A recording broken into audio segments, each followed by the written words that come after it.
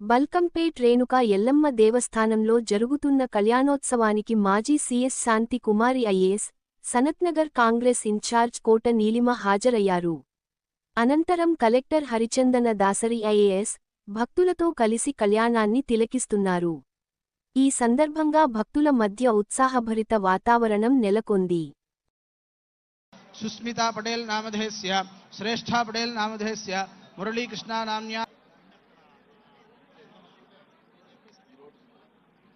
सह कुटुंबस्य आयुष्याभिवृद्ध्यर्थं ततः कर्मणः पुण्याः वाचनं करिष्ये।